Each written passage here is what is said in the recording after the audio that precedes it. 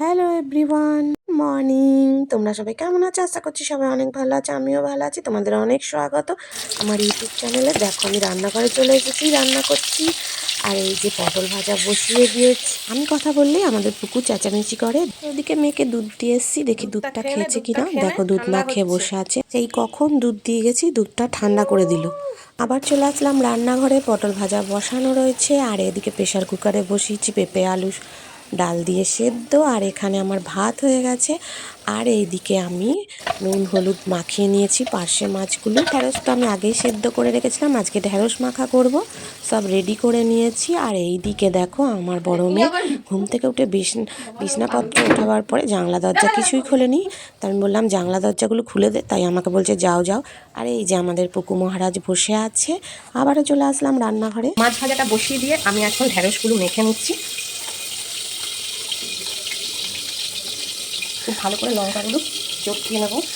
নুন আর সরষের তেল দিয়েছি।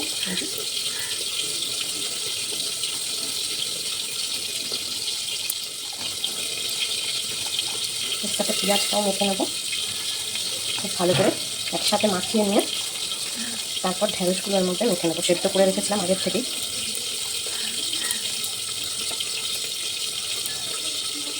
এই যে ঢ্যাঁড়সটা মাখা হয়ে গেছে। কে ভালোবাসো সেদ্ধ করা ঢ্যাঁড়স মাখা? আমার তো খুব ভালো লাগে। দেখে নেবো মাছটা।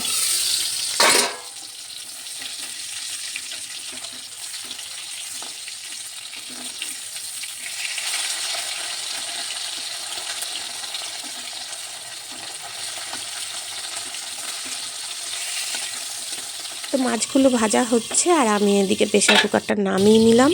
দেখো ডাল আলু পেঁপে সেদ্ধ হয়ে গেছে। এই যে আমার খুব ঠান্ডা লেগেছে, ঠান্ডা লেগে আমার গলাটা বসে গেছে। এর মধ্যে আমি কটা কাঁচা লঙ্কাও দিয়ে দিয়েছিলাম। মাছগুলো সব ভেজে নিয়েছি। আর এই মাছ ভাজা তেলেই আমি এখন মাছটা রান্না করে নেব। দিয়ে দেবো কালো জিরে ফোড়ন, তারপর দিয়ে দেবো একটা পেঁয়াজ কেটে রাখা। পেঁয়াজগুলো একটু ভাজা ভাজা হলে তারপরে আমি এর মধ্যে দিয়ে দেবো মশলা।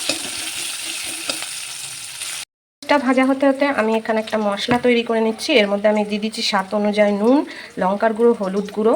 আর এখন এখানে দিয়ে দিচ্ছি সর্ষে বাটা, সামান্য পরিমাণে দিয়েছি আদা রসুন বাটা, দিচ্ছি জিরে বাটা।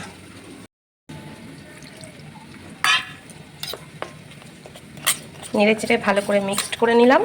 এবার আমি দিয়ে দেব পেঁয়াজ ভাজার মধ্যে। পেঁয়াজটা ভাজা হয়ে গেছে, দুটো কেটে রাখা কাঁচা লঙ্কা দিয়ে দিলাম।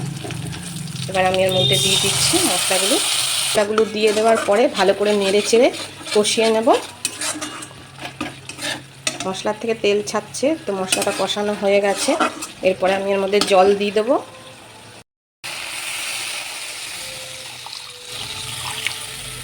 একটু ফুটতে দেবো। ঝোলটা ফুটে উঠলেই এর মধ্যে ভেজে রাখা মাছগুলো দিয়ে নামিয়ে দেবো। তো ঝোলটা ফুটে উঠেছে, এবার আমি ভেজে রাখা মাছগুলো দিয়ে দিলাম। পার্শে মাছের ঝোলটা আমি ঢেলে খালি করে নিয়েছি, এই যেখানে নামিয়ে রেখে দিয়েছি। আর এখানে আমি আরেকটু তেল গরম বসিয়ে দিয়েছি। ওই ডালের তরকারিটা করব, পেঁপে আলু ডালটা যেটা আমি প্রেশার কুকারে সিটি মেরে রেখেছি, তো সেটাই এখন রান্না করব। এর মধ্যে আমি দিয়ে দেবো হচ্ছে গোটা সাদা জিরে, তারপর দিয়ে দেবো পেঁয়াজ কেটে রাখা।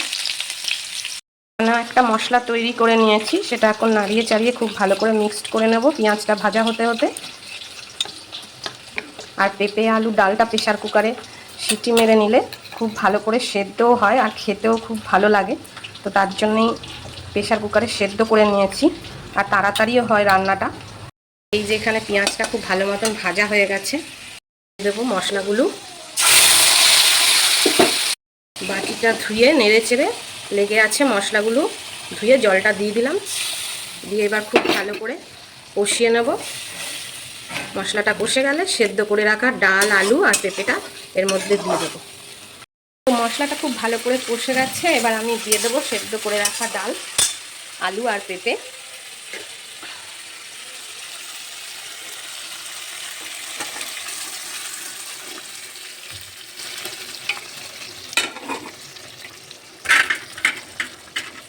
দেখো দেখতে কত অসাধারণ লাগছে, খেতেও কিন্তু দারুণ। এর মধ্যে আমি একটু জল দিয়ে দেবো। প্রেশার কুকারে ডালগুলো লেগে আছে, তো ওই ডালগুলো ধুয়ে প্রেশার কুকারে জলটা তারপরে দিয়ে দিচ্ছি এর মধ্যে। এই যে জল দিয়ে দিয়েছি, এবার ভালো করে ফুটলে নামিয়ে দেবো। হয়ে গেল আমার পেঁপে আলু ডালের তরকারি রান্না। এইদিকে বাসনপত্র সব রেখে দিয়েছি, রান্নাবান্না কমপ্লিট। বাসনগুলো মেজে নেবো, রান্নাঘর পরিষ্কার করে নেবো। তো চলো আজকের মতন ভিডিওটা এই পর্যন্তই। লাইক করো, কমেন্ট করো, শেয়ার করো, আর আমার চ্যানেলটাকে সাবস্ক্রাইব করো, আমার পাশে থেকো। টাটা।